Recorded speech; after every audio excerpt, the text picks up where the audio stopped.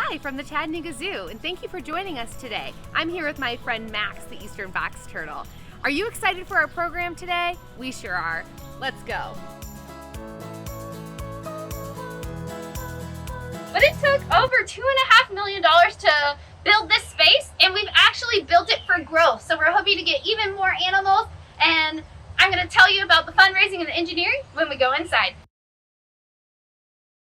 So we're now inside of our giraffe barn, and you might be looking at this door and being like, a giraffe's not going to fit in there. You're absolutely right. So part of our African expansion was not just giraffes, but we also have plans to bring other animals here. These would be barns for hoofstock. So as you can see, they're incredibly roomy, but we have more than one. So again, it's so important to be able to have multiple spaces for animals in case they need to be separated. But just to show you some of the engineering, this door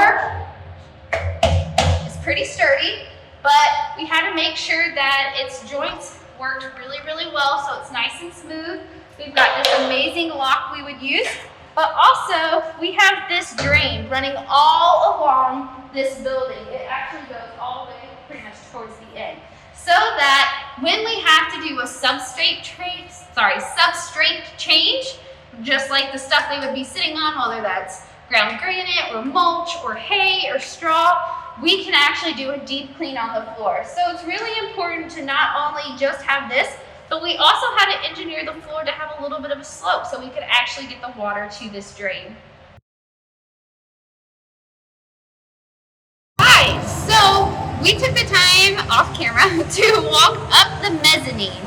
So this mezzanine is incredibly tall. If you want some reference, our giraffes are back here. So I'd say the height of the floor is probably going to be 16 feet high, and then the railing probably brings that to about 20-21 feet. Just so that our keepers can get up close to our giraffes at a higher space if they need to check out something close to the face, but also so they can monitor their behaviors. We were talking about how big this space is and all the stuff we have to do to keep these animals safe. If you look up here, each stall, which is what we call the different spaces for the animals, have these big brown tubes. Those are actually going to be heaters. Giraffes are from the African savannas where it's incredibly warm, so it's important to keep these guys warm. So in the winter, they're going to be indoors most of the time. Today, it's kind of nice and sunny and dry today, so they got a few hours outside, which is really nice. But again, this did not happen because we were like, oh, we can build it. It's chump change. Absolutely not. Tons of marketing and fundraising had to go into this. So our amazing team did some really wonderful things. They did special events, they did targeted ads, they made these amazing billboards that kind of showed half the giraffe saying like, we need more space and we need your help. So that got people's attention. And so like I said, it's not done. We spent over $2.5 million just to build this space and bring the giraffes here, but we just looked at our hoofstock stalls, which are going to have more animals. But that was part of our fundraising and marketing campaign. It's going to be a build in phases.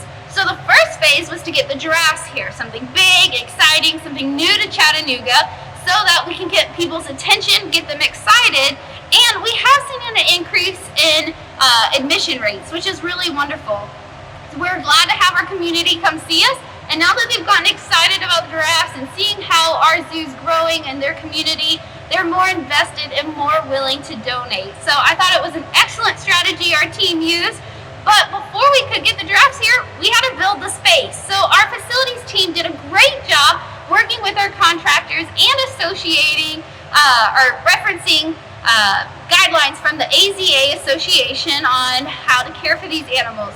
So you can see they have multiple spaces. This is really important when you have a group of animals in case they need to be separated for observation, for vet care, injury, or like I said, perhaps one day we'll have a breeding pair and we need to separate the mom and the baby for a few hours. That's going to be incredibly important to keep everyone safe. And how we do that are these amazing shift doors. So if you want to come check out this pulley system, these doors are so tall, right? They have to be higher than an average giraffe, which could be topped out at 19-20 feet. So they're incredibly tall, incredibly strong, so that the giraffe cannot break the barrier. And we have to have this pulley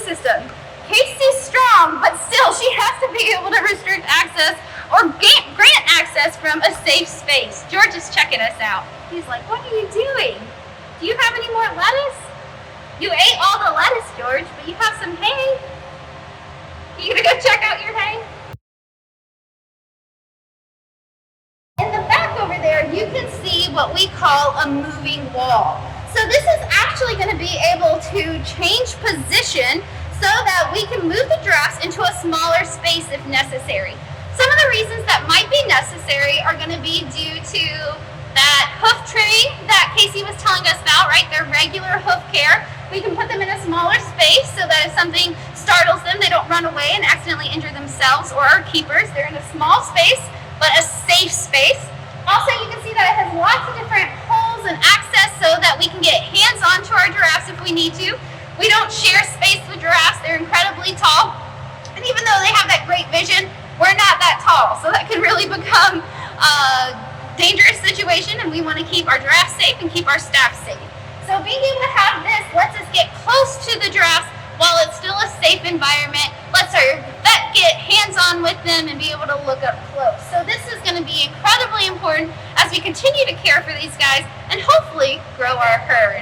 So now that we got to talk about all the careers that go into this, like I said, lots of different careers can let you work in the zoo and aquarium field, lots of different areas to study. You just got to decide what you want to do and move that way. Just a minute. Thanks, guys. Bye. Thank you so much for joining us today. We had such a great time. We learned a lot too. We hope you have a great day, and we'll see you soon at the zoo.